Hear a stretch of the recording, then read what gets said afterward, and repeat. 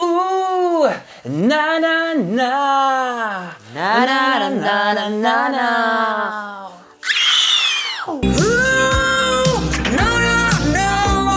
Na na na na na na na. Oh yeah! Afida, bienvenue. Je suis dans la fumée. Mais c'est incroyable, j'ai l'impression de refaire le remake de Etienne. I love de l'atmosphère. J'aime beaucoup la décoration, c'est fantastique. We are very cozy. Thanks to having me and I'm enjoying myself. Merci à vous tous d'être là. Je sais que ça a pris, je crois, 3 jours, mais on est là. Tu es chanteuse, comédienne, Que des clochards, je les ai tous niqués. chroniqueuse, personnalité médiatique haute en couleur. Je suis auteur-compositeur, j'ai fait 3 albums. Alors il y a la star médiatique Afida Turner qu'on connaît tous. Il y a la femme Afida qu'on connaît peut-être un petit peu moins. Au travers de cette interview, Afida, on va revenir sur tes 21 ans de carrière, parce que ça fait déjà plus de 20 ans que tu es dans le game. Bienvenue Afida, en toute intimité.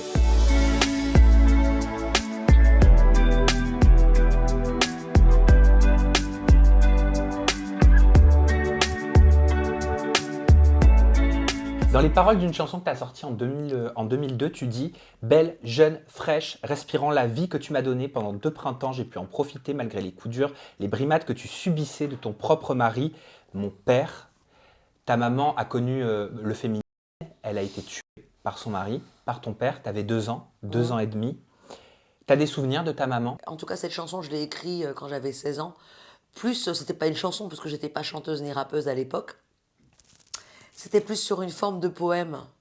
J'écrivais des poèmes, c'est-à-dire que toutes les chansons qui se sont réalisées, qui existent, c'était à la base une écolière avec, vous savez, les cahiers de l'époque où on écrivait les poèmes. Moi, en poésie, j'avais 10 sur 10. Je me faisais payer, je faisais les poésies, les rédactions de tout le monde. Vraie histoire. Elle avait quel âge ta maman? I don't want to talk about this. Tu veux pas parler de ta Non, j'ai maman? pas envie de parler de ça. Non. Ok. Comment ça t'a fait grandir cette histoire? C'est pas tout le monde qui connaît une histoire aussi dramatique, aussi tragique, aussi jeune. Bah, c'est vrai que quand t'es gamine, je pense que tu te souviens pas vraiment. C'est vrai, on va pas mentir, à 2 ans, à 3 ans, à 4 ans, à 5 ans, à 6 ans, c'est plus vers 7 ans où tu vois quand tu sors de l'école que t'as pas de maman ou t'as pas de papa qui vient te chercher, il n'y a pas les goûters, il n'y a pas les fameuses booms. C'est là où réellement tu te rends compte des circonstances qui sont atténuantes. Mais c'est vrai que à 5 ou à 6 ans, en tant qu'enfant, on ne se rend pas compte. Ce qui vous fait rencontrer en fait et réaliser la situation qui est dramatique et tragique, c'est plus par rapport à vos petits copains et vos petites copines d'école. Quand on voit que la maman a préparé un goûter, qu'elle vient les chercher, elles vont faire des cours de ballerine ou something like that. Quand moi je me fais défoncer la gueule et je dois faire la vaisselle, quoi. I mean something like that. Là on en rigole parce que c'est un peu passé tout ça. Ça m'a aussi forgé. Peut-être que, peut-être que tous ces drames ont fait en fait la personne humaine et courageuse que je suis. Mais tu te souviens comment t'étais quand t'étais petite? Bien sûr. Comment tu te décrirais aujourd'hui avec du recul? La femme que t'es aujourd'hui, qu'est-ce qu'elle dirait à la petite que t'étais? Waouh. La femme que je suis. You are a wonderful little baby girl. You are the best. J'étais très courageuse. Je faisais le ménage pour tout le monde, je faisais les courses. J'avais plein d'argent, tout le monde me donnait des pourboires. On appelait ça le dimanche, ils appelaient ça le dimanche. Qu'est-ce qu'elle est gentille, cette petite fille. Elle ira très très loin. Mais alors, on n'a jamais vu ça. Elle a le jab dans le ventre. Ah, je savais pas ce que ça voulait dire. Et en fait, maintenant, je sais plus un peu comprendre. On traverse une ère où on est de plus en plus, et tant mieux, sensibilisé aux violences conjugales. Et pourtant, on entend dans les médias que c'est de plus en plus difficile pour ces femmes qui sont victimes de violences conjugales. Ce truc, ouais. Je suis désolé, mais c'est vrai que c'est un sujet important. C'est toujours aussi difficile pour elles de pouvoir être sauvées à temps. Pourquoi? Mais qu'est-ce que vous appelez violence conjugale, vous, en France, par exemple? Un homme qui bat sa femme, un homme qui touche une femme, un homme qui gifle une femme, un homme qui brutalise une femme. D'accord. Je commence à faire des concerts où justement je vais être la marraine de plusieurs associations où il y aura effectivement un versement sur le billet justement aux femmes qui sont dans des situations précaires. Donc le 11 mai justement où je serai la host du show, également je ferai chanter Etienne et quelques chansons des années 80. 5 euros seront donc reversés justement à cette communauté, aux gens qui connaissent les violences ou la discrimination des gamins qui ont 16 ans qui sont partis de chez eux parce qu'il y a eu un problème d'acceptation. Je sais pas, quelquefois j'invente des mots. Est-ce que ça existe? Ça existe Je complètement. suis brillante, vous voyez, même l'acceptation existe. Donc des choses comme ça. Et donc, concernant les violences conjugales, je pense que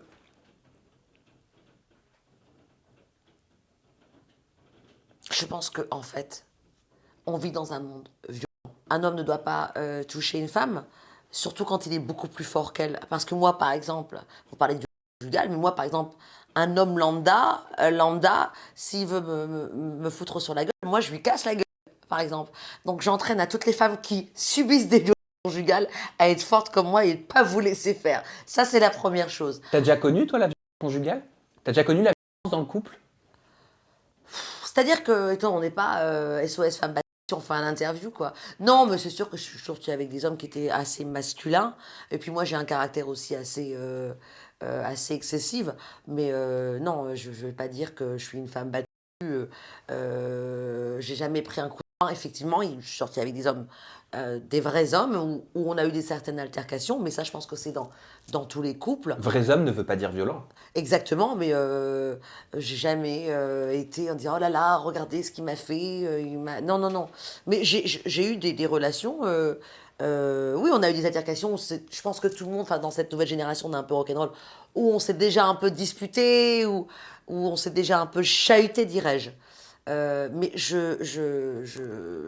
n'encourage pas et je ne cautionne pas un homme qui va vraiment mettre une tarte à une nana ou un truc vraiment violent. Après, c'est vrai qu'entre couples, se pousser, se jeter une bouteille d'eau à la gueule, j'en ai marre de toi. Aux États-Unis, on est un peu sur ce format, parce qu'on est assez intense, moi aussi. Mais non, je vais pas dire que j'étais une femme battue. Je sais pas, tout le monde me pose cette question en ce moment. Tout le monde m'approche avec ce phénomène. Est-ce que c'est un nouveau phénomène? Parce que là, ça fait la 3e lettre qu'on reçoit, hein, Florian, à Fida Turner pour que je sois la présidente de Parce que je pense Femmes que Battues. malheureusement, c'est une réalité. C'est une réalité qui se passe en France. Mais Voilà. aux États-Unis aussi, ouais. Bah, j'encourage donc aux femmes de ne pas se laisser faire, de prendre des cours de boxe. Et puis surtout, si réellement ce problème persiste, je pense qu'il y a des associations. Il faut surtout pas rester avec la personne. Il faut pas rester avec la personne, surtout quand ça va à un haut niveau. Parce que bon, nous les jeunes, on se dispute avec nos mecs, on peut jeter une bouteille d'eau, on peut se pousser, etc. Ça, pour moi, c'est pas de la violence, c'est plus genre rock'n'roll. Et c'est considéré comme de la violence. C'en est. D'accord. Oui, mais là, vous me parlez de quelqu'un qui dit sa femme ou qui lui met une droite ou qui lui tire les cheveux. Là, oui, c'est de la violence conjugale. Donc, ne restez pas avec lui, n'acceptez pas, prenez juste vos affaires, vous attendez qu'il part et le lendemain, vous vous cassez. Et c'est And that's it. c'est à- Ou vous m'appelez. C'est à l'âge de 2-3 ans, si je me trompe pas, tu me dis que tu connais la vie en foyer, aussi jeune? Non, à l'âge de 3 ans, moi, je suis en famille d'accueil. Ah, t'es en famille d'accueil, puisque tu as connu les foyers, Ouais, les mais ça, familles c'est plus d'accueil, après. jusqu'à l'âge de tes 16 ans. Quel souvenir t'en as de cette période-là? Oh boy, ça se revient. Il y a eu des très bons moments. Oui. Je savais pas, en fait, que c'était pas mes parents. Ah, d'accord. Bah, au début, tu sais pas, quand T'étais t'as trop 2 ans, petite? quand t'as 3 ans, t'es trop petite. Non, il y a eu des moments fantastiques et puis il y a eu des moments d'injustice, de violence, justement. connu- Donc t'as là, co- c'est plus la violence infantile. T'as connu la maltraitance en famille d'accueil, si je me trompe Absolument. pas. Ouais, très très fort. T'avais quel âge? Je me souviens d'avoir pris des coups et des brimades et des punitions, je sais pas, à partir de 7 ans, jusque 16 ans, en tout cas, très fort. T'es dans le déni de cette période-là? Non, je suis pas dans le déni, j'en ai beaucoup souffert et grâce à Dieu, après, il y a eu la baguette magique et j'ai vécu ensuite mon rêve américain, ma musique, la télévision, des fans incommensurables, beaucoup d'amour. Est-ce que je peux me permettre de te montrer une photo de toi qui est sur les réseaux sociaux? Je sais pas si c'est toi qui l'as postée, quand t'étais adolescente. Ah oui, d'accord. Ouais, bah là, je m'étais fait défoncer, par exemple. I Ah don't bon? wanna see it. J'ai pas envie de la voir. Next. Ok, Let's talk about now. ok, Ouais, c'est mieux. ok. Tu mets de côté hein, toute cette partie de ta Ouais, vie ça ne m'intéresse plus. Ça m'intéresse parce plus qu'elle te fait peut-être souffrir encore. Non, parce que justement, avec tout le bonheur que Dieu m'a donné et les fans et l'énergie, Oui. j'ai pu réussir justement à oublier ces moments de tristesse, Je ressemblais à un mec, faut savoir. Hein. Mais je pense qu'en fait, tout ce que j'ai pris dans la gueule, l'injustice, la douleur, la discrimination, les coups, a fait en sorte que je sois devenue une femme. Je vais encore me répéter, sorry, un homme dans un corps de femme. je suis pas physique, hein, je me bats pas, mais je veux dire, c'est un mec, je lui casse la gueule, quoi. J'ai beaucoup de force, je m'embrouille avec pas mal de gens quand j'aime pas l'injustice, je vais jusqu'au bout. J'ai des couilles, quoi. I have some balls for a woman. Et je pense que c'est par rapport à ça, d'avoir subi les brimades, l'injustice et les coups, j'ai toujours dû me battre à l'école, dans la famille d'accueil, avec les garçons. J'ai toujours dû me disputer, me battre. Et donc, justement, je pense que ça a fait en sorte, c'est pour ça que euh, quand je suis dans une situation où il y a une altercation ou un face-to-face où les gens vont dire non, calme-toi. Je dis non, je me calme pas, ça ne me plaît pas, et pourquoi vous avez ça? I want some respect, et pourquoi t'as fait ça? Et it's not okay, why are you doing this? Et j'ai pas honte. Et c'est pas une embrouille, c'est que je veux aller au bout de mes convictions et expliquer la situation. Il y a plein de gens, ah non, faut pas faire ça, c'est pas bien. Mais moi, j'en ai rien à foutre que ce soit pas bien. J'exprime la situation qui s'est pas bien déroulée dans un hôtel, dans un restaurant. Maintenant, vous pouvez payer des 2000 et 3000 balles. T'as le serveur ou le manager qui fait du zèle en disant vous pariez, vous avez oublié de demander les glaçons. Enfin, vous voyez, il y a plus de respect, quoi. Cette période de respect, d'hierarchie, d'hôtellerie, de maître a disparu. Surtout en France. C'est terrible. Alors, quand Et vous tu vois, êtes... quand- tu changes de sujet. Non mais ça y est, je commence à te cerner un petit peu. Tu changes de Je suis sujet. plus à l'aise. Parce que tu vas sur un sujet avec lequel tu es plus à l'aise, mais moi, Mais genre, j'ai pas envie de parler de femmes battues et de gosses battus. je vais le respecter, Afida, mais je vais te dire, je trouve ça intéressant, touchant de te découvrir aussi différemment. Voilà. Mais je vais respecter le fait que tu souhaites changer de sujet. Ma prochaine question, c'est la suivante. Alors, en guise de conclusion, parce que je te respecte et nous, on se connaît depuis combien? 10 ans, la première fois qu'on s'était rencontrés. 10 Un ans. peu plus. Ça a pris 10 ans pour que je passe faire un interview. Ouais. Oh my God. C'est vrai ou pas? Oui, c'est Mais vrai. vous voyez, 10 ans plus tard, je suis là quand même. Donc, hein. Mais en plus, Sam, c'est quelqu'un de très bien que j'apprécie. Et on s'est rencontrés dans d'autres circonstances avec Patrick, Exact. des drinks, Tu des fais référence messages. à ton agent de l'époque. Ouais, exactement, que j'aime beaucoup. Patrick Louise, hello, we say hello to you. Et alors, j'ai pas envie de parler de l'adage, j'ai pas envie de parler de famille d'accueil, j'ai pas envie de parler de femmes battues, je suis pas une femme battue. C'est vrai qu'en ce moment, c'est marrant parce que même chez toi, on n'arrête pas d'être sollicité. Pour être la marraine d'association, je sais pas, j'ai pas de black ice, like, you know. Mais je suis contente pour mes concerts en tout cas, de redistribuer 5 euros pour LGBT et aussi un autre département pour justement, alors je dirais pas femme battue parce que j'aime pas dire ce mot, ça me gêne, ça m'enlève mon statut. Je préfère dire les femmes dans des situations précaires. Je n'aime pas le mot femme battue, Et pourtant, elles le sont. mais j'aime pas le dire. Je trouve ça Oui, parce que tu as un blocage non, j'ai pas un blocage, je trouve ça par rapport à ce vachement... que tu as vécu, je Non, pense. je trouve ça humiliant, femme battue. Je préfère dire femmes dans des situations précaires qui ont connu certaines violences, mais j'aime pas battue, quoi. Je veux dire, qui bat une femme? Enfin, j'aime pas. Certains hommes. Ça Certains hommes, malheureusement. Et on peut rappeler par contre le numéro de préventif, le 3919. Non, mais c'est une ligne d'écoute. ça n'arrête pas Non, aujourd'hui. mais c'est important. Profitons 39 justement quoi de notre échange, le Je 3919. préfère le 36-15 de l'époque, c'est beaucoup plus fun. Oui, ça c'était autre chose. C'est à l'âge de 16 ans, si je me trompe pas, que tu t'émancipes, Afida. C'est à quel âge que tu arrives dans la capitale? Parce que toi, tu viens d'une banlieue dans le nord de la France, c'est ça? Exactement, j'étais à Lens, à Lille, ensuite Épinay-sur-Seine, Drancy, Bobigny, Clichy et Alléluia, rue Copernic, Paris 16e. Et c'est à quel âge I will step up my que game. tu débarques dans la capitale pour À, tenter se- ta à, se- chance? à 16 ans, je dois vraiment sortir de la famille d'accueil, puisque j'en ai marre de me prendre des claques dans la gueule et de ne pas pouvoir sortir et de faire le ménage toute la journée, de ne pas pouvoir faire de boum. Sur la photo, comme vous pouvez le constater, je ressemble à un garçon, mes cheveux sont coupés, je ne peux pas sortir. Voilà.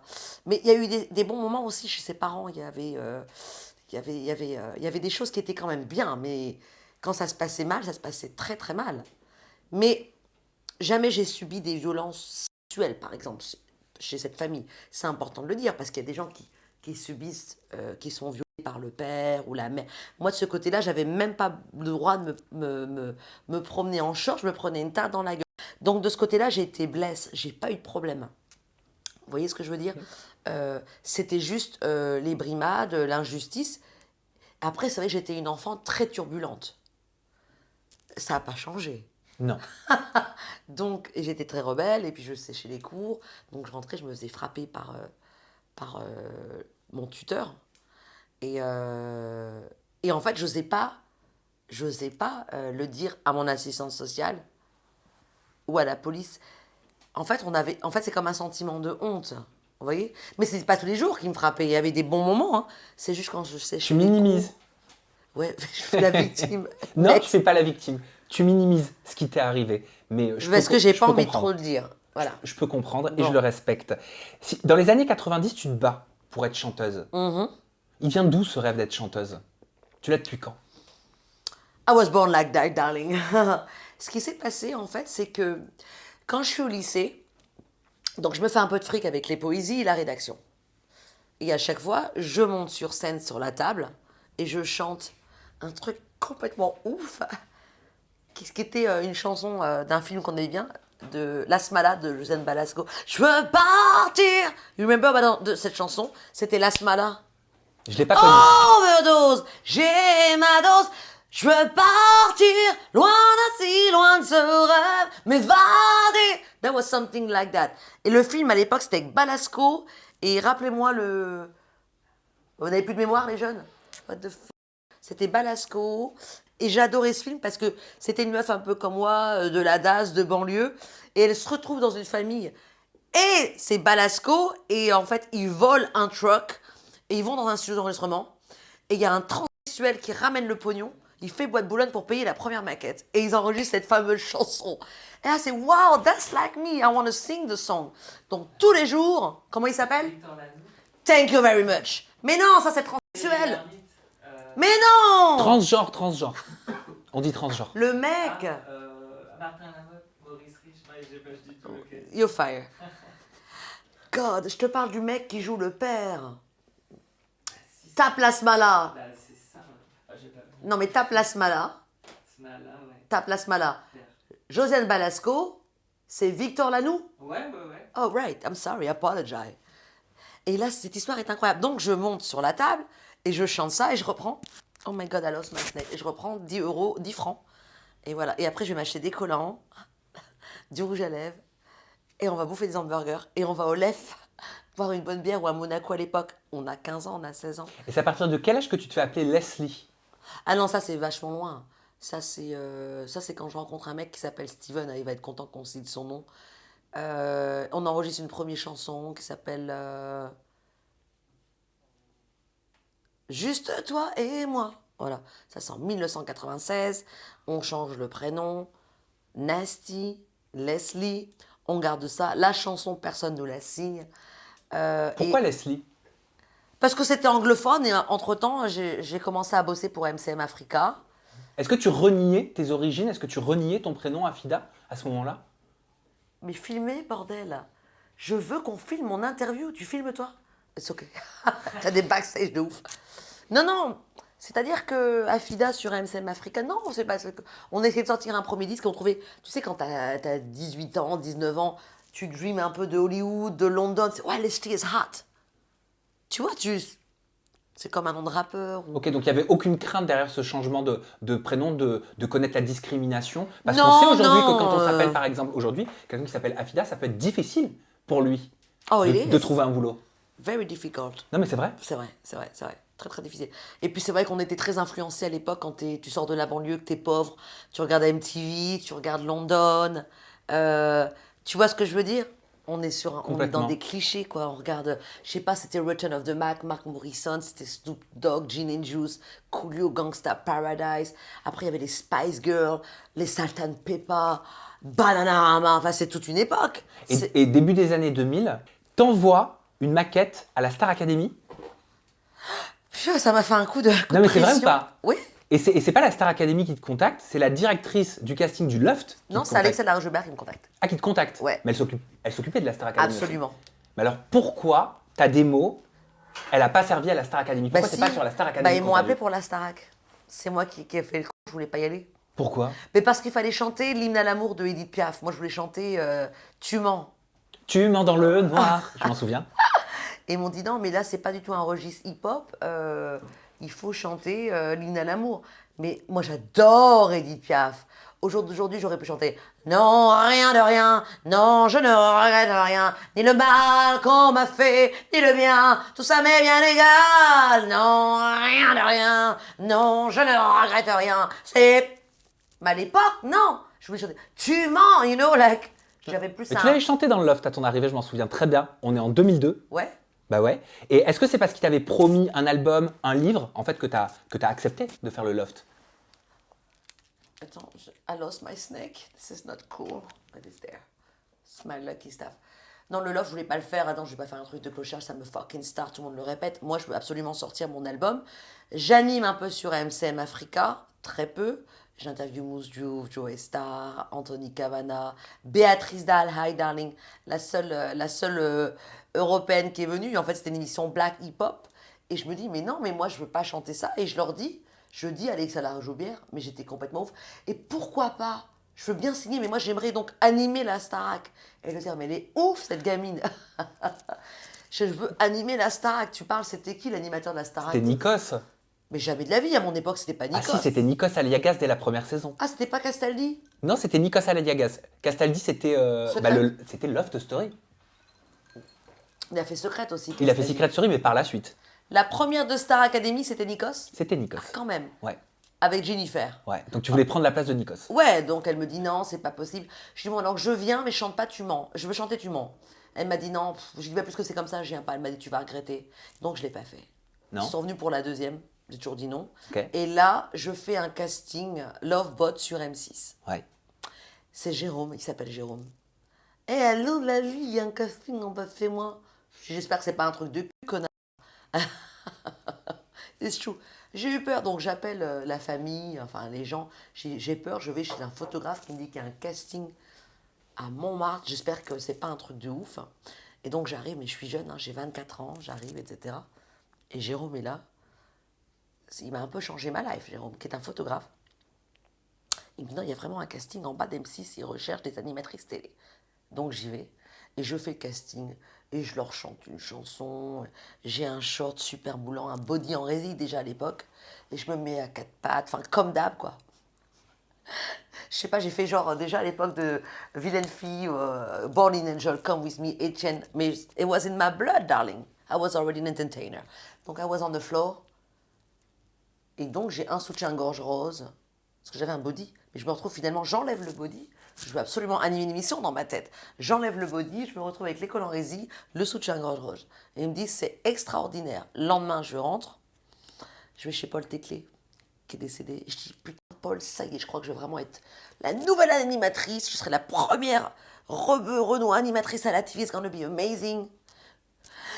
J'en ai la souffle au cœur, stressé, des trucs de ouf. J'ai la pression quand je repense ces images. Et là, je vais chez lui, il ouvre une bouteille de rosé et il me dit, ah, c'est génial. Le lendemain, je reçois un appel. Bonjour, Leslie, on a été émerveillés par votre prestation. On veut absolument que vous fassiez partie de l'aventure. Ah, enfin, je vais animer une émission sur M6. Ah ben non, c'est pour Lovebot. Et en fait, c'est un casting dans un... Ah, j'ai dit ah non, je ne vais pas faire votre truc de clochard, il y en a marre. Vous allez me la donner, mon émission, me sortir mon disque. Pourquoi vous voulez toujours prendre mon image de rockstar ou d'entertainer pour vos programmes à la noix? Merde. Mais effectivement, à 24 ans... c'est moi aussi qui avais beaucoup de... C'est normal qu'ils n'allaient pas me confier l'émission. Mais moi, dans ma tête, c'était ça. J'avais déjà... T'avais déjà beaucoup d'ambition. j'avais déjà l'énergie, on m'appelait déjà la locomotive, j'avais déjà une énergie foudroyante, j'avais déjà une façon de faire qui n'était pas comme les autres, j'avais déjà le bagou. J'étais déjà de la nouvelle télé moderne, mais à l'époque, c'était pas... Tout ça, maintenant, ça marche, mais il y a 25 ans, c'était what the fuck. Tu regrettes d'avoir fait le loft? Après moi, ils l'ont arrêté parce que c'était too much. Oui, c'est vrai, ils l'ont arrêté. Oui. Mais est-ce que tu regrettes 20 ans après? Je sais que t'aimes pas la télé-réalité. Je suis la télé en réalité, vous comprenez? Je pense que j'aurais dû avoir une émission à moi toute seule, mais à l'époque, il n'y avait pas. Je pense qu'une fille comme moi aurait dû avoir un contrat sans avoir passé au charbon et à la moulinette. Ils m'ont sucé le sang. Même si ça fait beaucoup d'argent sur Pourquoi ils moi. t'ont sucé le sang? Mais parce que, enfin, vous vous rendez compte d'être enfermé avec des gens toute la journée alors que vous voulez juste chanter vos chansons et faire des clubs. Mais moi, j'étais la première métisse à la télé. Donc t'étais pas naïve? Sur la table, en string, en train de chanter. Et ça a marché, j'ai signé avec Sony Music. C'est vrai. Ce que j'ai fait, personne ne l'a fait. Mais est-ce que tu regrettes 20 ans après? d'être passé par cette étape? Je pense que c'était mon karma. Je pense que si j'étais pas passée par cette case, j'aurais pas eu de pognon pour partir aux États-Unis. Ouais, tu pars en 2003. Alors que tu es en pleine ascension en France. Ah mais j'en peux plus, je parais. J'essaye de signer avec Universal, Sony Music, Olivier Nuss, d'ailleurs c'est le directeur de chez Universal, d'ailleurs on lui a envoyé Etienne, il n'a pas répondu. Olivier, what's going on? Alak, he's a great guy. J'avais déjà un budget chez Universal avec Olivier Nuss, qui était directeur général de chez ULM. Donc j'avais déjà mes trucs, j'étais sûre de signer mon truc. J'aurais préféré, à 22 ans, ou à 23 ans, ou à 24 ans, signer un album chez Epic Sonic, 3 albums, sans avoir passé par la télé et juste faire des concerts. Mais à l'époque, c'était les grandes blondes aux yeux bleus, c'était même pas leur voix, c'était la dance. C'est qui est ton papa, qui est ta maman. Moi, j'arrivais d'un côté urbain, ethnique, ce qui n'existait pas dans cette catégorie. Oui, il y avait les Zouk Machines, il y avait des trucs comme ça. Ou alors, il aurait fallu que je signe avec Gainsbourg, White and Black, something like that. That would be amazing. Mais j'étais trop avant-gardiste, en fait. Vous voyez? Mais mon temps était maintenant. Alors oui, j'aurais préféré juste sortir un album. Oui, j'aurais préféré faire ça que passer par M6. Mais c'était mon karma. C'est Je pour ça. pense que le bon Dieu a voulu que je sois une des premières, voilà, première chanteuse rappeuse sur une table, en string, en direct prime time à la télé, du jamais vu. Ça m'a amené une fanbase qui était incroyable. Le pouvoir de la télé, peut-être que je l'aurais pas eu si j'avais signé avec Sony en premier disque avec Marcel, que tu crois. J'aurais été moins populaire. La télé, vous rentrez directement dans le salon de chez votre grand-mère, votre grand-père, le pizzaiolo, la caravane à côté, le restaurant. C'est un impact qui est incroyable. Ça vaut tout le pognon du monde. T'arrêtes pas de dire depuis le début de l'interview, j'étais la première à me foutre en string, rebeu, sur une table, sur M6, en chantant ma Et chanson. Rebeu Renoir, il n'y avait personne. Rebeu Renoir. Il y avait Et, non, personne. mais- et c'est vrai, t'as raison. Qui Mais- Les Kim, elle est à New York. Mais- Hi les Kim, Mais we je te love dis you. ça à Fida parce que je t'ai entendu dire montrer mon cul est un Ah acte, ben voilà. est un acte de féministe, est un acte féministe, pardon. Pourquoi pour toi, montrer ton cul à Fida est un acte féministe? Quand on a un beau cul comme le moi, on le montre. Non, je rigole. Quand on a un beau cul comme moi, on le montre. Why not?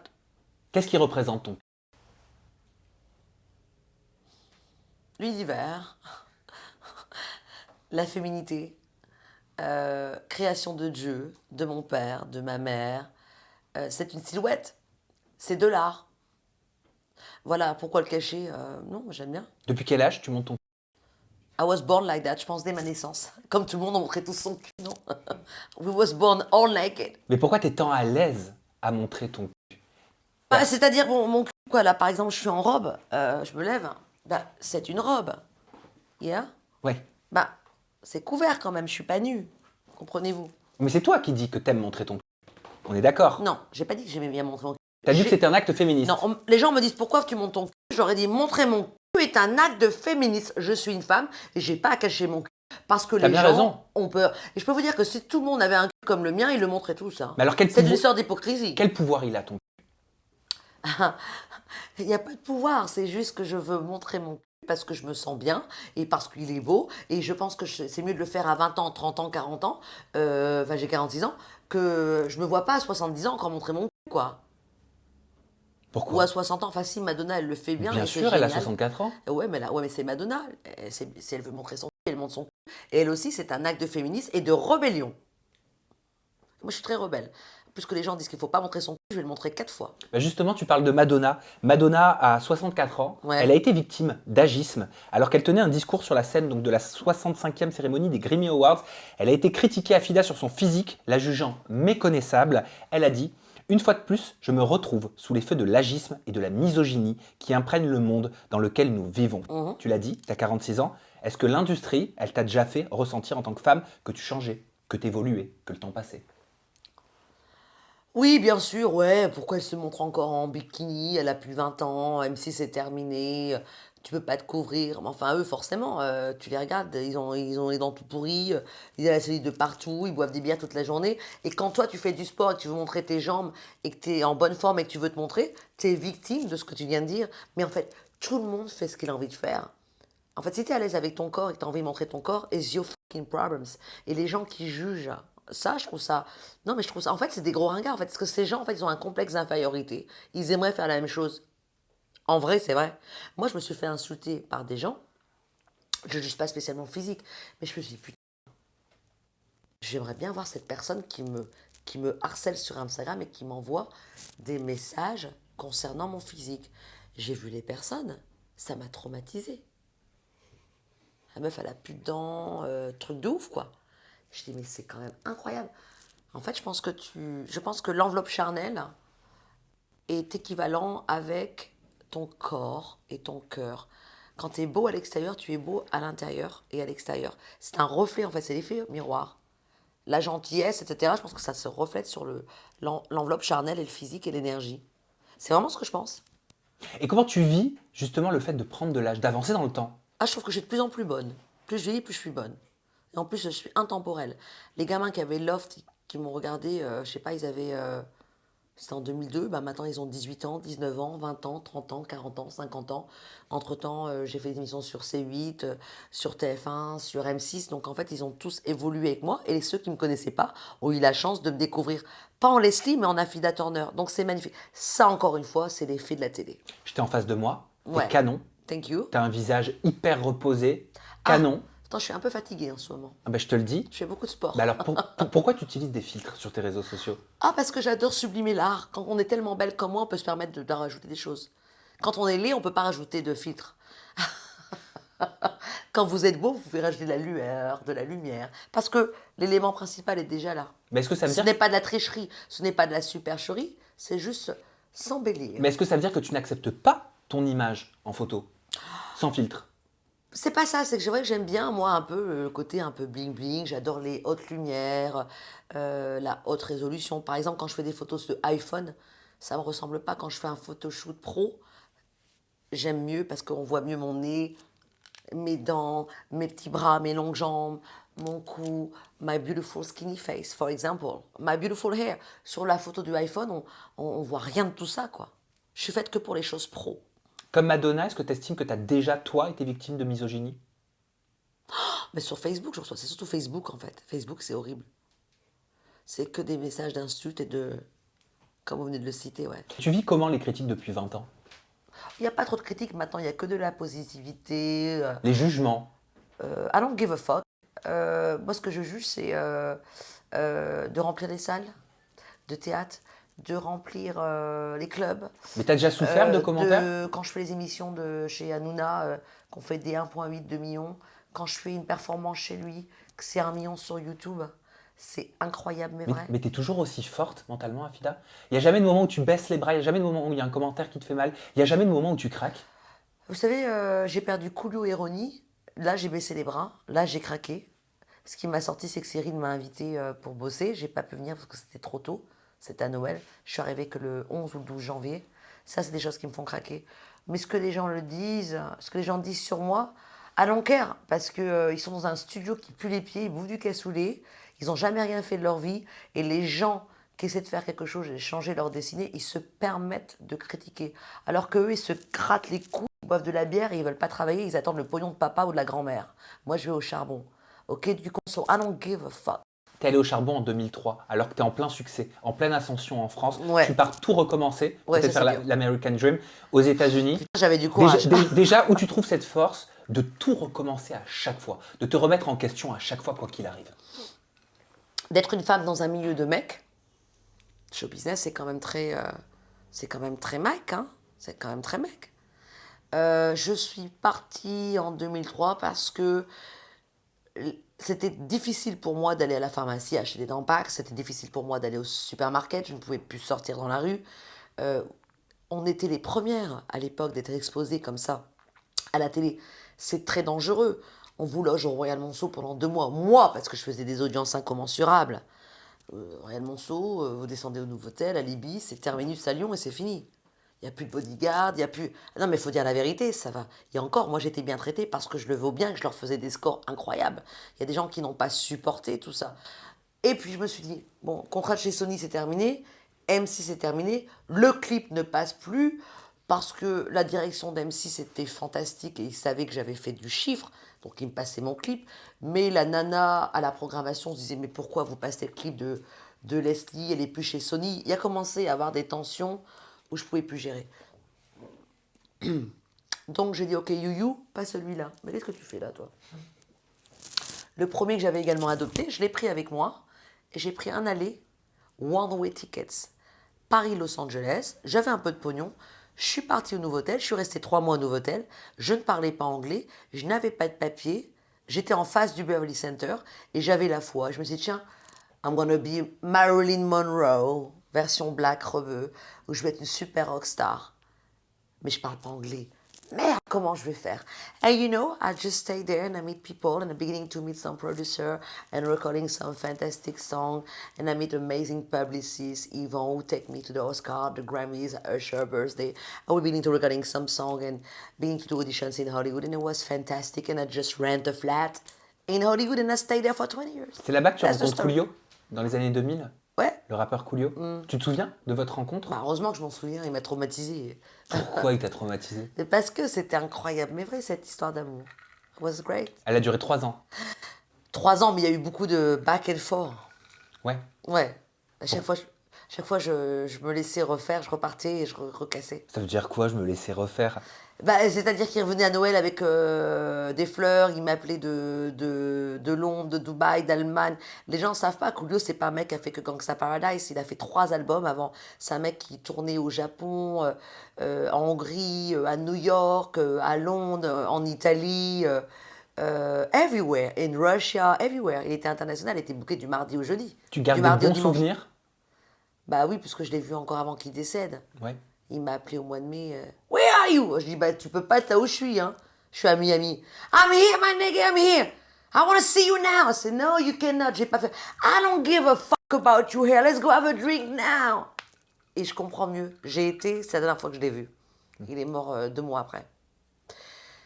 Donc d'ailleurs, c'est sur mon Instagram, on s'est revus, on a dîné ensemble en mai, au Palm, à South Beach. Et voilà. Mais moi, on se connaît depuis 20 ans.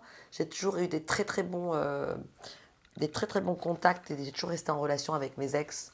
T'as une relation aussi avec Mike Tyson, hein, le boxeur Mike Tyson. Bon, enfin, ça, c'est il y a longtemps aussi. Oui, c'était il y a très longtemps. Mais quel Elle souvenir, s'est pas tourné manège, là, c'est quel un souvenir interview. tu gardes de cette relation? Mike, Ouais. he's a great guy. He's an amazing guy, great soul. Il a à peu près la même histoire que moi, orphelin, machin, etc. Non, Mike was a great guy. Mike is a good guy. He's very sweet. Et comment tu rencontres celui qui est devenu ton mari, par la suite, Ronald Turner, le fils de Ike et Tina Turner? Ronnie, en studio d'enregistrement, après Coolio, après Mike, en 2005. Ouais. J'enregistre une chanson qui s'appelle French Kiss. L'ingénieur est Ike Turner Jr., son frère. Et le bass player qui arrive, c'est Ronnie Turner. Et je vois ce grand mec arriver avec des dreadlocks, il est content de me voir, il veut m'embrasser, oh, il me fait un smack, il joue la bass et la guitare, c'est incroyable. Et on le ramène chez lui, il me rappelle tous les jours, mais je ne veux pas sortir avec lui parce qu'il vit une vie très, très bohémien, très excentrique, very scary. Et donc je ne veux pas sortir avec lui. Et il m'appelle tout le temps, pendant 6 mois, 7 mois. Et un jour, on se voit, on devient potes. Il dit, c'est everything you know. I know how it is, t'es aux États-Unis toute seule, I'll be your friend, let's do some music. Et 1 an après, on commence à travailler ensemble, mais on sort pas ensemble. Et là, j'ai vu, il était aussi taré que moi. Et on est devenus les meilleurs amis du monde. Et à mon anniversaire, il est venu avec une bouteille de champagne et une bague. Il s'est dit, you want to marry me? J'ai dit, mais non, ça fait que 1 semaine ou 15 jours. Il me dit, oui, mais ça fait 1 an qu'on s'est vus. Il y avait le premier Hugh qui a bouffé le gâteau au chocolat, donc il avait le visage plein de chocolat. On a bu plein de bière et j'ai accepté la bague. She's still there. Là, c'est toujours la Ah, bague. c'est celle-là? C'est celle-là et là, c'est sa bague à lui. Ah, tu les gardes? Les deux. Yeah, Sur we toi. don't want to talk about Toujours. this. Ouais, ça c'est ma bague à moi, ça c'est la sienne. Comme il est décédé, je l'ai gardé. Oui. Et donc voilà l'histoire. Mais we don't want to talk about Ok. Ronnie. J'ai juste vu sur les réseaux sociaux que ça a été très difficile pour toi, parce qu'il s'est battu contre le cancer. Non, il s'est même pas battu le cancer. C'est le cancer qui l'a battu. C'est pas ça, puisque... Sur les dernières semaines, il avait essayé, c'est ce que tu disais, non? Non, c'est moi qui l'ai vu, lui il a rien vu. J'étais Ok. partie en Turquie, je suis arrivée en 17 jours. Il me dit, Afida, look, I was like... J'étais comme sa mère. Les enfants de stars souffrent énormément. Moi, je l'ai jamais abandonné. Ça fait 17 ans. Donc, je me permettais pas de partir de plus de 3 semaines. C'est moi qui payais mes billets. tous les 3 semaines, je retournais à Los Angeles pour m'occuper de Ronnie. Mais ça, les gens ne savent pas. Parce que les gens te voient en latex, ils te voient en string en train de chanter Etienne. Mon propre oseille, tous les 3 semaines, je rentrais m'occuper de Ronnie, qui lui se laissait mourir. Avant le cancer, il a toujours été comme ça. Je l'ai sorti de tout. Là, il me montre dès que j'arrive, hey, il me montre son ventre. Et je lui dis, mais c'est pas possible, qu'est-ce que t'as fait? Il me dit, ah, j'ai bu trop de coca quand t'es pas là, comme tu cuisines pas, parce que moi les gens savent pas, mais je cuisine le gigot agneau, le saumon, les pastas, les lasagnes. Et lui, il a jamais eu ça de sa vie. Donc avec lui et Ronnie, avec moi, ils sont au top de leur game. Je fais les chandelles, le vin rouge, les dîners, tout, quand je suis là. Quand je suis pas là, il faut que j'aille gagner ma croûte. C'est parce que les gens imaginent, moi j'ai toujours fait mon argent moi-même. Mon mari, c'est le fils d'eux. C'est sa mère, la millionnaire, et son père, pas lui. Lui, c'est juste un fantastique musicien. C'est super bass player, super compositeur. D'accord? Mais les gens ils disent, ah, le Turner, elle n'a pas besoin de travailler. Ah bah oui, il faut que je travaille. Donc je travaille. Donc je travaille et j'ai vais, depuis 10 ans maintenant qu'il est malade avant le cancer, je fais les allers-retours pour m'occuper de Ronnie Turner. Pour pas qu'il meure. Parce qu'on a toujours peur qu'il va mourir. Parce que quand je suis pas là, il se laisse mourir. Moi, j'ai toujours sauvé de ça. Donc tous les mois, prise de sang, tout ce que tu veux. Rien, il avait rien. Donc je l'ai fait arrêter de boire. Je le fais arrêter de boire. Peur qu'il ait le cancer de l'estomac, donc il boit plus.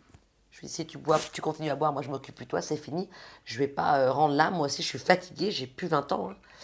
Et là, il me montre son ventre, et là je vois un ventre, et je dis, oh my god, on dirait un cancer.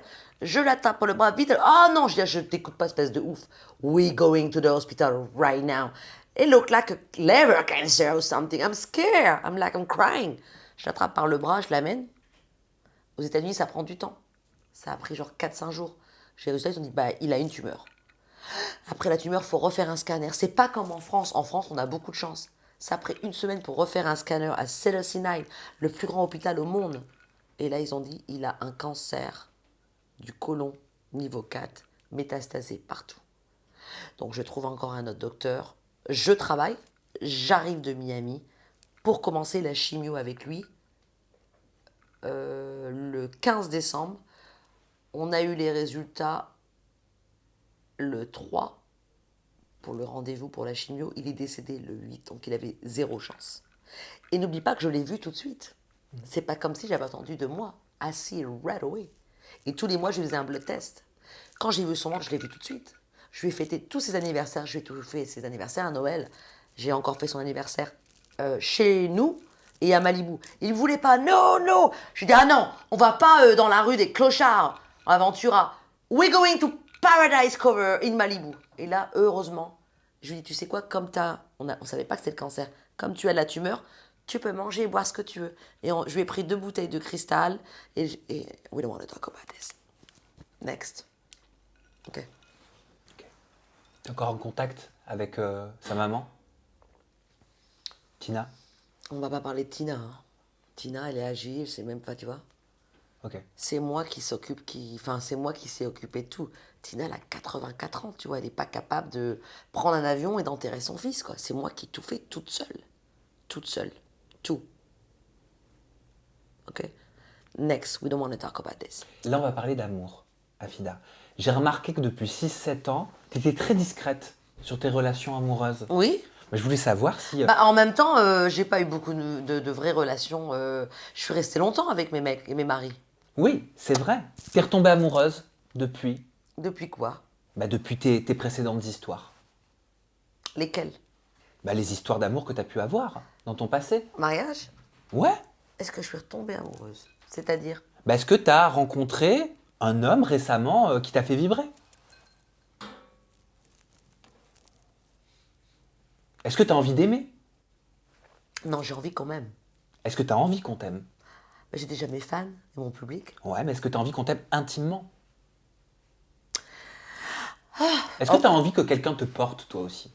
That's nice, that'd be nice. Donc la question c'est quoi? Est-ce que tu es prête à aimer à nouveau? Aimer. J'aime mes fans, j'aime Dieu, j'aime You. J'aime Nadia, Florian, Kelly, I mean, C'est ton staff. and the staff, and all the fans, and tous les gens qui sont venus au Trévis, tous les gens que je connais depuis très longtemps, je connais énormément de gens. I love you too, guys, and I love God. Maintenant, c'est vrai qu'avec la tragédie, la punition que j'ai pu s'y dire pour Ronnie, et même Coolio, même si j'étais plus... On se voyait toujours jusqu'au mois de mai, on est toujours amis, et Ronnie, c'est les douleurs les plus... insupportable. Le jour le plus douloureux de ma vie, le matin, le soir, on pleure. On peut pas dire que ça part. Les gens disent ah mais vous inquiétez pas, ça va. Non. 17 ans ou 21 ans avec Coolio, ça ne peut pas partir quand c'est des gens que vous voyez et que vous appelez. Alors oui, j'ai la chance d'avoir mon public. J'ai aussi la chance de rencontrer des gens qui m'apportent depuis cette mésaventure de l'affection, de l'attention. Heureusement. C'est une forme d'amour. Voilà, l'amour n'est pas spécialement de se marier ou autre, mais juste de l'attention et des sentiments et du support. Support is very important. You know, you need some support when you lost somebody you love it. So I have that kind of support for my friends, my family, fans, and you people come in my life ou quelqu'un qui me donne beaucoup d'amour et beaucoup d'attention, avec beaucoup de sincérité et beaucoup de protection. And of course, I got you. Et ton public, il est très fidèle. C'est le meilleur public Depuis au monde. plus de 21 ans. Moi, j'aimerais savoir comment ça se fait que tu es toujours là 20 ans après. Et est-ce qu'il y a déjà des personnes au cours de ta carrière qui t'ont déjà dit, ou est-ce que tu as déjà entendu « Oh bah tiens, c'est un effet de mode, ça va passer à Fida ». Ah oui, oui, oui, on a dit en 2002, 2003, 2004, 2005, 2006, 2007, 2008, 2009, 2010, 2011. Elle va disparaître après 2 mois. On est en 2023 et ça cartonne. On est en 2023 ? Oui. Ouais. Mais pourquoi 20 ans après, tu es toujours source de fascination ? Parce que le public peut ressentir ma sincérité. Ils savent que je suis une femme comme eux. J'avais des rêves, que j'habite dans un studio de merde, que j'ai pris le métro, que je suis partie aux États-Unis, que je me suis battue et que je ne suis pas née avec une cuillère en or dans la bouche. Et en fait, ça les fait rêver. Je suis un peu leur mascotte et ben finalement que tout est possible.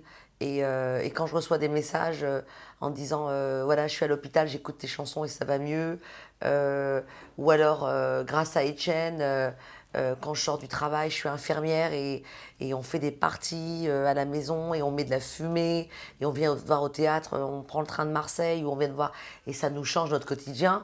Ben, en tout cas, si ma souffrance et ma persévérance a servi à rendre le quotidien et à égayer les gens comme moi auparavant, c'est pour moi la plus grande satisfaction et la plus grosse réussite. Donc ça, j'en suis très fière.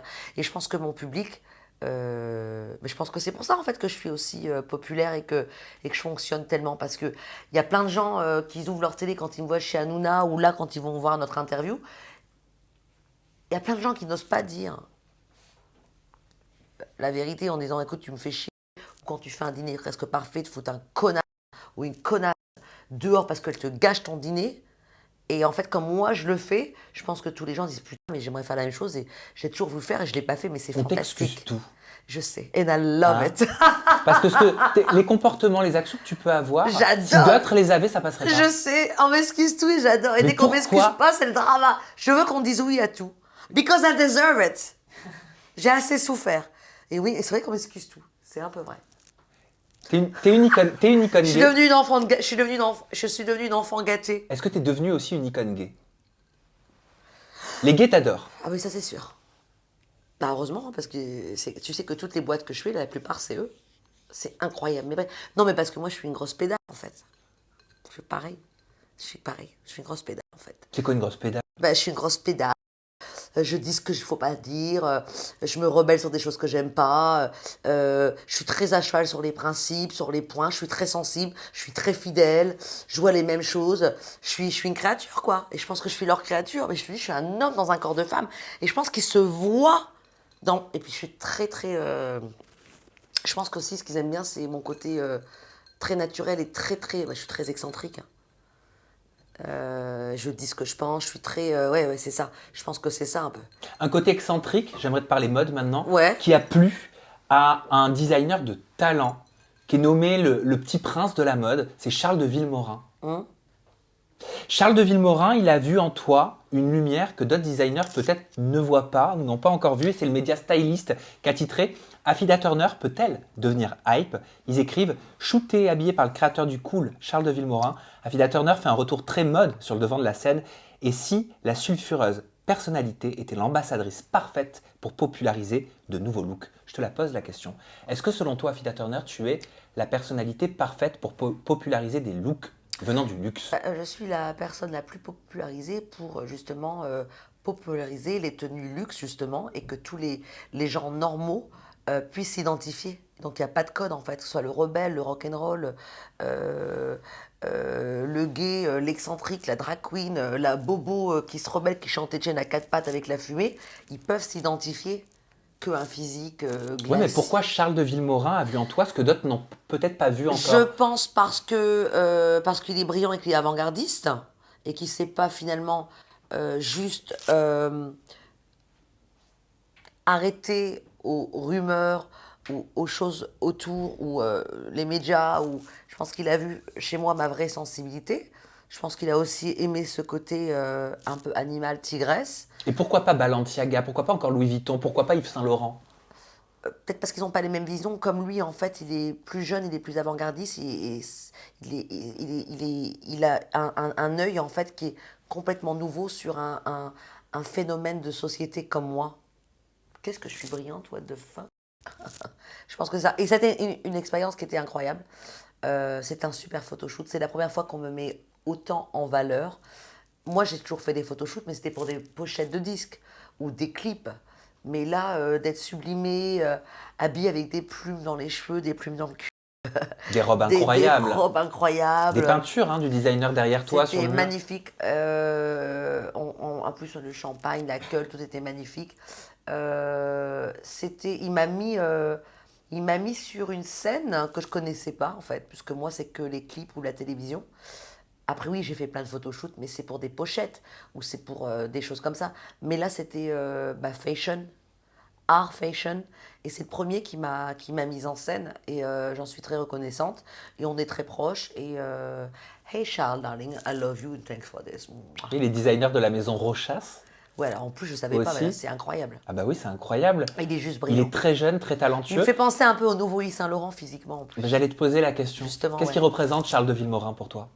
Le futur, l'actualité, l'avant-gardisme, la sensibilité, l'art, le côté rébellion, le côté animal, les côtés sans frontières. En parlant de designer, il y a Jean-Paul Gaultier qui est venu t'applaudir au théâtre. Alors oui, absolument, c'était une surprise incroyable, surtout que je ne savais pas qu'il était là. Il y avait au moins 8 personnes. On ne l'a pas invité, il a acheté ses billets, c'était une surprise d'avoir Jean-Paul. C'était fantastique, c'était pour Requiem pour une conne. Et à Bracafida, on a eu encore une autre surprise. Donc cette fois-ci, c'était pas Jean-Paul. Donc Jacques Villemorin, of course, est venu. Mais on a eu Michel Faux et on a eu Jean-Luc Moreau. That's crazy. Je veux dire, c'est quand même les monstres du théâtre, quoi. Et nous, on n'a pas un service d'attaché de presse qui invite les gens et tout. Ils sont vraiment venus par curiosité. Vous voyez, c'est pas comme on envoie des invitations en maison de disques, il y a un PR, il y a un management. Non, là, c'est vraiment façon artisanale. Les gens sont venus juste découvrir la pièce. Et On ça, regarde ça, un extrait pas de prix. Yes, of course. de Requiem pour une conne. Yeah. Je suis pas latino, casse-toi! Non, j'étais à New York! T'étais pas à New York, t'étais au PMU à côté, complètement bourré. You be my saint, welcome. I don't respect for you, I am in a star. J'en ai marre de mon courrier! Maman a épousé un millionnaire. J'adore ce mot. Que des clochards, je les ai tous niqués. Tu joues avec le public, hein. Elle est faite. Non, mais arrête! Mais j'ai toujours une bonne étoile, un super karma parce que je suis une fille en or. Malgré les apparences, rigolez pas, c'est la vérité.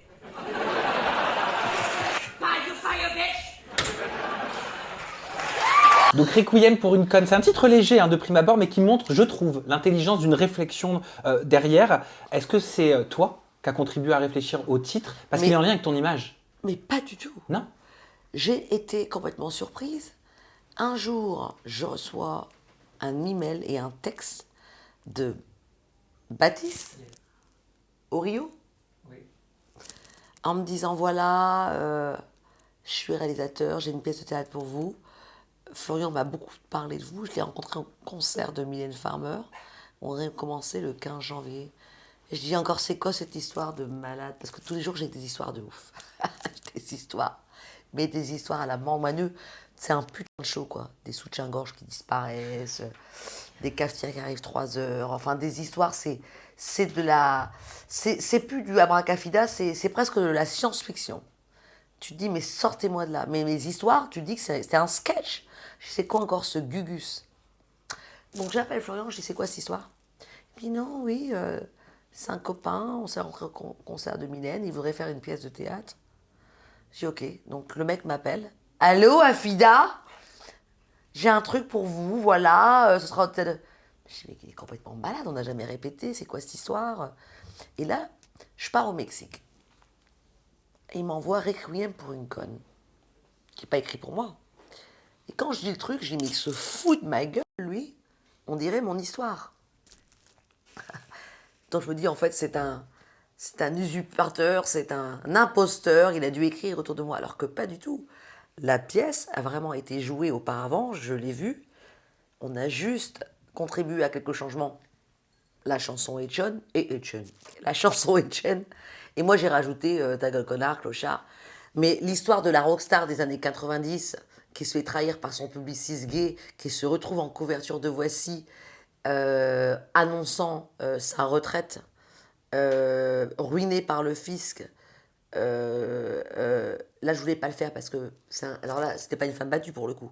C'était une femme droguée, donc ça, je voulais pas le faire. C'est cliché, tu vois. Femme complètement droguée ou je sais pas quoi, là. Enfin, des trucs de ouf. C'était même pas un joint, quoi. C'était du comment on appelle ça? Du crack? Non, non, enfin, la meuf, elle devait s'injecter de trucs, héroïne. Alors, je crois que je vais pas le faire parce que l'héroïne, ça me plaît pas du tout, pour l'image, etc. Et tout le reste, c'était, à part ces 4 éléments qui me déplaisaient, c'était l'histoire d'une meuf des années 90 qui essaie de revenir avec un disque, qui en a marre de chanter la même chanson. C'était vraiment mon histoire. Et donc, j'ai vu cette pièce qui a été jouée par une chanteuse italienne. Bon, ils n'ont pas eu le même succès que moi, donc il n'y a eu que 4 Ah bah non, dates. ça cartonne. Il n'y a eu que 4 dates, nous on a eu 39. Là. Et donc je dis, mais c'est incroyable, c'est un signe de Dieu. Je dois faire Requiem pour une conne. Avec une meuf qui me vole la chanson à la fin, elle est magnifique, elle fait 1m80, le mannequin. Comment elle s'appelait déjà? Oh, il se rappelle jamais de rien celui-là. Le théâtre, ça paye et c'est kiffant, ou le théâtre, ça paye pas et c'est kiffant? Le théâtre, ça paye sur les planches. C'est le respect, c'est un contact direct. Et ça vaut tout l'argent du monde. D'avoir quelqu'un qui vient vous voir en direct et pas sur le petit écran, qui a un vrai rideau, vous avez un contact direct, vous avez un track, la moindre fausse note ou la moindre chose, tu glisses par terre, c'est un contact. Moi, ça me fait penser un peu à l'époque du cirque ou à l'époque de Elephant Man, vous voyez, quand on ouvrait, allez, venez, elle est là, ah, ah, ah. Oui, t'as l'impression 1, d'être 2, 3, on ouvre, oh my god. T'as l'impression d'être une créature. I love that. T'aimes être une créature. C'est vraiment le côté jeté en pâture. Et ça me plaît beaucoup. Et t'es une créature dans Abracafida. Une très belle créature. Je te propose de découvrir un extrait. Ah, oui, mesdames, j'adorais Afida, encore une fois. le centre d'attention. Non, mais c'est vrai. Afida, encore une fois, on est que deux là. On est que tous les deux. Mais c'est pas vrai, il y a le public, connard. Si tu veux qu'il y ait le public, tu te dis dans ta tête, y a pas de souci. Mais là, on essaie de bosser, ok? Je te dis simplement que on pourrait vraiment faire un petit truc pour changer. Etienne, on l'a fait l'année dernière. Juste changer un tout petit truc. T'es pas d'accord pour un... Mais j'ai déjà fait le couplet en anglais, chérie.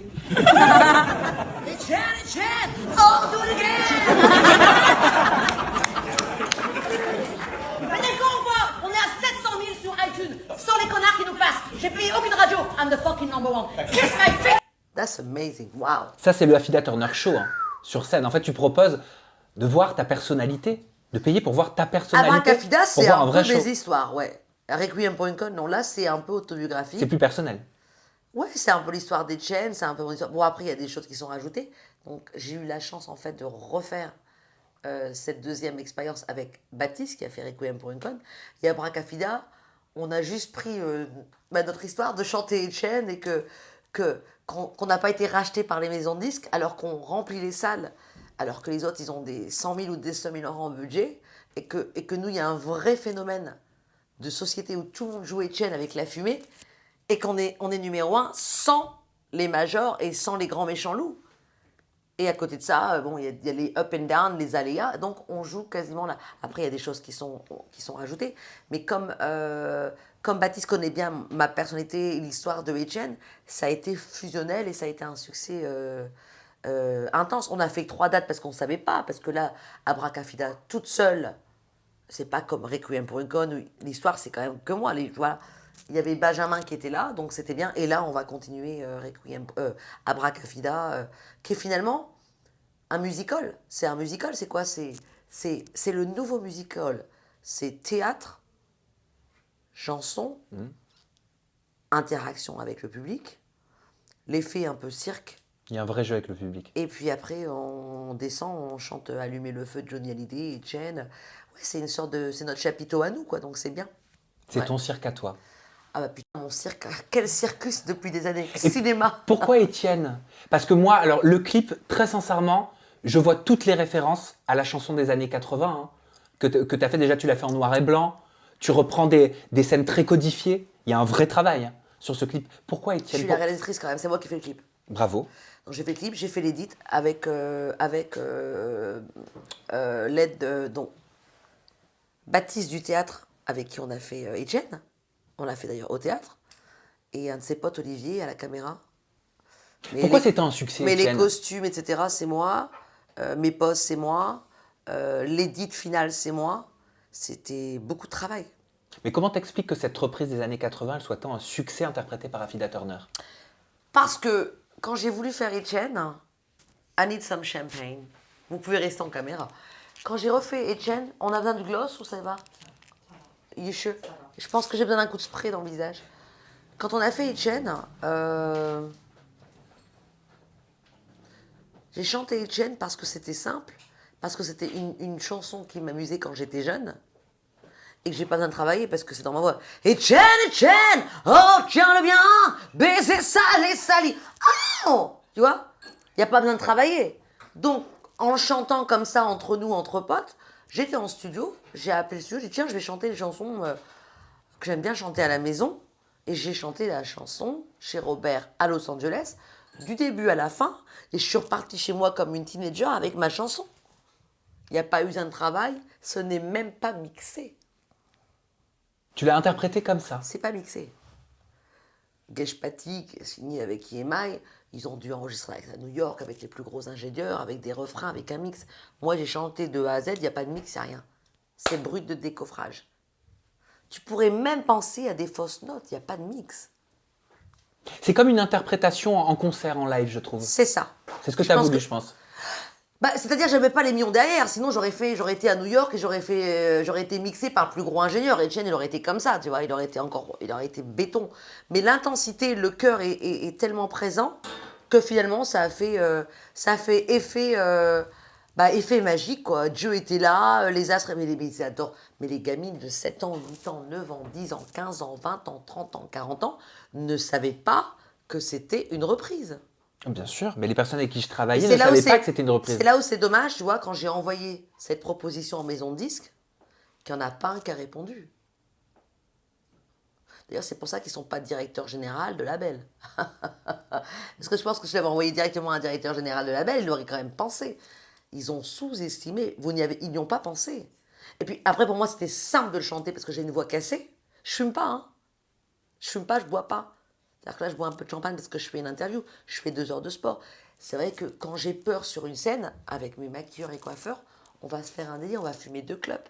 Jamais vous me verrez au matin ou à midi. Mais quand je suis bien, c'est vrai, on va à un concert, enfin là, il y a Snoop Dogg qui arrive, il y a un truc, avant de monter sur scène, j'ai peur. Je vais me taper genre 2 cigarettes, light. Mais je ne fume pas, parce que I'm afraid, j'ai peur. J'ai peur, mais je ne bois pas, je ne fume pas en jour normal. Je suis à la salle de sport, thé, soupe avec les croutons et you dans le lit qui ronfle. Comment tu vas surpasser Étienne? C'est quoi la suite après Étienne? Ah bah il y en a déjà. Je te propose de conclure cette interview comme ça, Ouais. sur ce futur proche qui arrive. Parce que tu nous réserves forcément des surprises. Bah, c'est-à-dire qu'après Etienne, de toute façon, il y aura toujours du Etienne parce que Etienne est universal et we love Etienne so much. D'ailleurs, happy birthday Geshpati. Quand on n'a pas la chance, comme Geshpati, d'avoir des l'interprète. auteurs-compositeurs à qui on a pu écrire un chef-d'œuvre, a masterpiece like that, bah, c'est plus simple de chanter des chansons qu'on aime bien quand on est jeune, qui sont adaptées à ma voix. Donc voilà. Après, j'aurais adoré avoir eu des auteurs-compositeurs comme Geshpati. Malheureusement, les années 80, les grands réalisateurs les plus grands ne sont plus là. Maintenant, tout est techno, sur computer. Il y en a encore, mais ils ont tellement pris de pognon, ils n'ont plus trop envie d'écrire, ce qui est normal. But I'm here, darling. Comment tu souhaites, Afida Turner, conclure cette interview? J'aimerais remercier Dieu, l'univers, mes fans qui sont venus au théâtre de Trévise, Abracafida. Je demanderai à mes fans de continuer de streaming. Etchen was amazing. Il y a d'autres chansons qui arrivent. Ça, c'est of sur YouTube, il faut course. continuer de le streamer. Hein. Et puis il y a d'autres chansons qui arrivent. Il y a un autre album, il y a d'autres chansons, il y a des reprises, mais je ne pourrais pas vous dire. Il y a également le 11 mai au Zénith d'Amiens. Et là, bien évidemment, il y aura 5 € qui seront distribués pour la violence et la discrimination de LGBTB. Ah, j'ai réussi à le dire. Merci Amazing. Afida. On peut te retrouver sur ton compte Instagram, très active. C'est Afida-Turner. Il n'y a pas besoin de le stupéfier, le T n'est pas important. Afida Turner everywhere, à la télé, dans l'air, dans ton cœur, dans le soir, dans ton trou du cul. Et surtout, rendez-vous au Théâtre de Trévise en avril. Il y aura d'autres dates également. Lyon, Bruxelles, Avignon, Amiens, à la Etchen. Et merci à tous mes fans. I love you, you are the best. Merci, One more Afida. encore. Thanks to you guys. Merci et merci à vous de nous avoir suivis. Merci pour votre fidélité. Prenez bien soin de vous.